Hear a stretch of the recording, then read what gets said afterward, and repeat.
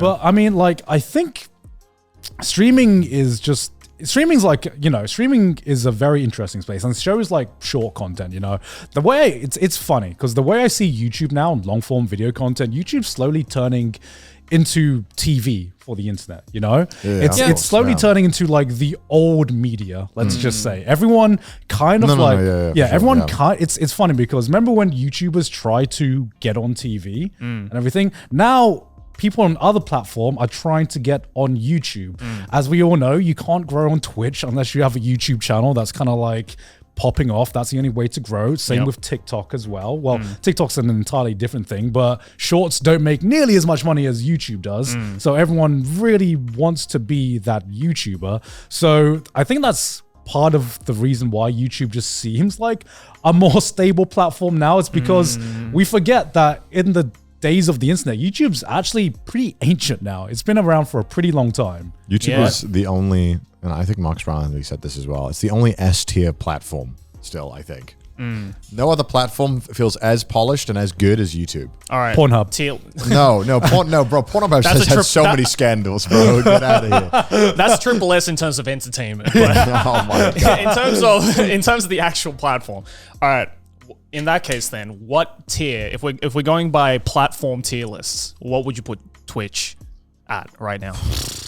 I don't know. Recent changes. If D tier. YouTube is an S, D tier. D tier. I mean, like the interface and the community there is great, but I think Twitch has just really been struggling to just figure out what the fuck they want. Yeah. And it's obviously they're like, I mean, I'm assuming that the reason why they're kind of making these choices is because they're losing money, I'm guessing. And I don't know. It's kind of like the whole 70-30 thing, and they took away 70-30 from creators. Yeah. Which, so for more background, Twitch is very publicly been a 50-50 company. So if you subscribe to someone, you get 50% of that. Yep. All right. Yeah, this is a fun game. And then, And then there was a secret 70-30, which I found out about maybe like after a year of being a partner, and I you only haven't heard about it from word of mouth. Like some people just had it, and then you were like, oh, and the only way to get it was to ask. Right. And apparently there was like a secret criteria they didn't talk about. It was very,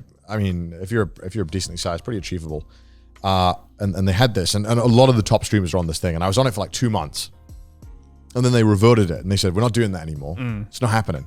We're losing too much money. Yeah. And it was kind of a bizarre choice, really, because it only really affected the top creators, and obviously the top creators are going to be vocal and have the biggest followings. Yeah. So it just looked way worse than it was, and I think someone calculated it only actually affected like 1,000 creators. Right. Out of the whole Twitch platform, which I think has like 40,000 partners, and then however many other streamers. 0.001%. It's a lot. It's like, but I guess on Twitch, a lot of the power or viewership is very weighted at the top. Yeah. So they removed this, and it looked terrible for them, and now they're bringing it back, and then they publicly showed the criteria, and now it looks even worse because now they're showing what you had to get for it, and it doesn't look good, and especially for small creators as well. Yeah, and it doesn't even benefit the big creators, because after $100,000, which someone like XQC would have been making in like fucking 3 days, you don't get any benefit from the 70-30 anymore. Yeah. So it really didn't benefit many people, and it was just kind of a weird band-aid solution on all the fuck ups they had, and then recently they changed all the sponsor stuff, which was like, that was weird, because it was like them basically banning any events. Like, I mean, like, you know, I've got the charity event coming up, which is happening on the 29th of June. It's topical, so we can talk about that. And that would have just like killed that. Or like any kind of event like that is just done. Because these are events that often cost upwards of 6 figures. And it's like, okay, well, most people can't afford to pay that out of pocket. They need a sponsor. They need someone to help kind of alleviate the costs. So Twitch saying, hey, you can't have burned in ads into the stream, which just means an ad that plays on the stream outside of Twitch's control. Them saying no to that is being like, we don't want anything highly produced on our... So like esports events, like, like Smash tournaments and conventions and stuff like that, it would just all be gone. But obviously the caveat is that this is already pre-existing on platforms like YouTube. YouTube has the same rule. Right.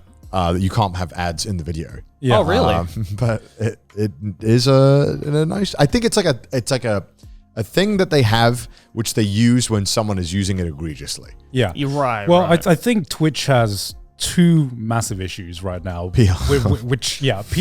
PR is a big thing. And part of the reason is, I think this is what happens when you are so reliant on such a small percentage of your user base, right? The top 100 creators makes up for like most of the user base. So if someone complains, you have to listen. Yeah. Fucking hundreds of YouTubers could complain about a certain decision, but at the end of the day, dislikes aren't coming back. They make a decision and they stick with it no matter what, you know. They have that power, but with Twitch doesn't have that same, doesn't have that same YouTube power. is the stoic parent where it's like, if I say no, it's no. And Twitch is that parent that's like, well, you've been a nice boy. So I'll bring it back for just a little bit. Honey, are you okay? You okay with your Christmas tree? You don't like it? Okay, I can change it. I can change it if you want. The wise thing that YouTube has done is obviously it's introduced demonetization and all that, but it's never fucked with the money splits. Yes. And I think that's just something you just don't do. You don't take away, you directly say you're taking away money from creators. I think it's just a disaster because then you're souring your creators to a point that and no other decision could piss them off this much than being like, hey, I'm going to affect your business model. I am going to fuck you. It's literally, hey, how about you make less money now? Yeah. You have no control over it. You stay still. Like a lot of people would argue YouTube did this with certain things, but I think YouTube did it in certain ways because it had to. Because YouTube has a vested interest in making sure you make the most money. And demonetization was there to make sure that everyone, unfortunately, was like kind of a necessary evil at the time. Because, I mean, let's be real, YouTube was in a fucking weird place when they introduced it, and it kind of needed it. It was kind of the Wild West, and I think demonetization is It doesn't work perfectly. Yeah, it doesn't work perfectly, but it is a system that is needed in order for the platform to be able to grow to the size that it is now. Twitch doesn't have that right now. Twitch is still a very young platform. Twitch is still in the Wild West. I feel like I don't know anymore. It's pretty fucking old. If we're talking like Justin TV era, it's but I mean, back. if you compare it to like Justin TV, like it's Justin TV, I feel was like the true Wild West, right? Like because that also came out during a time on the internet where the internet was just a Wild West. But now that people are taking streaming and video platforms like YouTube and Twitch way more seriously on a business side of things as well, and like a corporate side of things. Now I feel, especially on Twitch, like even just within like the past couple of years, I feel like it's just gotten so much more stricter and more like confined in what people can actually do. Unless you're a massive creator, then you can get away with a lot of that's what every social media platform happens. That's what happens when a platform grows to enough of a size. When people start getting worried about getting sued, then you need to worry about putting in policies and policing them, which is what we saw from YouTube. When people have to worry about advertisers dropping out, that's when people start to worry. It's basically like you just follow the money and it makes sense. Of course, something like Kick is like even more of the Wild West than Twitch is right now, but that's because it's a growing platform. If it grows to enough of a size, you're going to see the same problems that Twitch is dealing with right now. Absolutely. You can't get away from that shit because companies need to make money every now, like somehow. It's frustrating. I like Twitch a lot. I just wish they would stop fucking up. Obviously I still fucking deal with that. I like Twitch as a platform a lot. I would just like Twitch because it seems like everything Twitch is doing right now is reactive rather than proactive. It's I think that's the big problem. You never want to be reactive in a business. You always want to be like ahead of things. And everything they seem to be doing is just a reaction to something that's fucked up. And it's always the worst reaction. And it just feels like the people making some of the decisions just feel very disconnected from what creators and viewers want. It's just confusing. A lot of the stuff makes no sense. It's like, why? It's like, have you ever thought about trying to stream on Kick? No.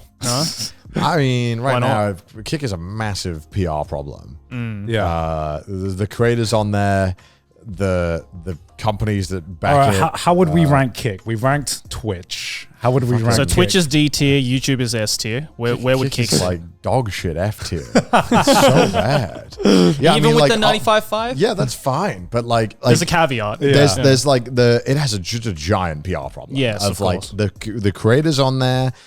The main category as of very recent is still slots and gambling. There's a lot of questionable stuff. Yeah, I mean my biggest problem with 95.5. yeah. I mean, my biggest problem right now is that I don't believe the 95.5. Okay, here's the thing, right? Here's the thing. Numbers aren't real. Here's the thing.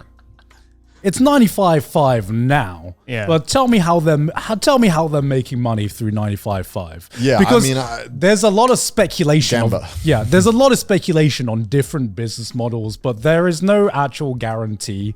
And it's the oldest philosophy I know of. If something sounds too good to be true, most of the time, it normally is. Kick is the new kid on the block that's got this shiny dangling, like, oh, come to our platform, it's 95.5, but let's say it does grow to the size of Twitch. Who's to say that they're not going to encounter the exact same fucking problems?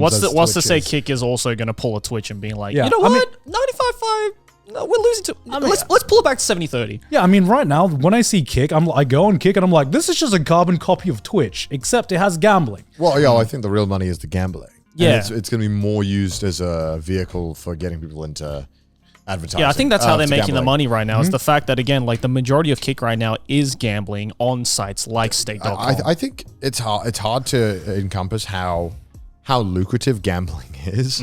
It's very, very, very profitable, as we all know. But I think enough so that one website of gambling would be enough to just prop up a whole fucking ecosystem. I think, easily. I think so. I think it makes that much money. It's terrifying. And I think obviously if you got more creators on it, that could go up. That 2 point whatever billion it easily could go up, I think. Yeah, it's like, come to Kick. We'll give you 95.5 and you can make us some extra money by gambling on our website, funneling that back into Kick so that Kick stays afloat. So it's just this like loop of money that's going around. Exactly. Yeah, I mean, I think right now, it's funny, like, the biggest problem with Kick is the PR problem.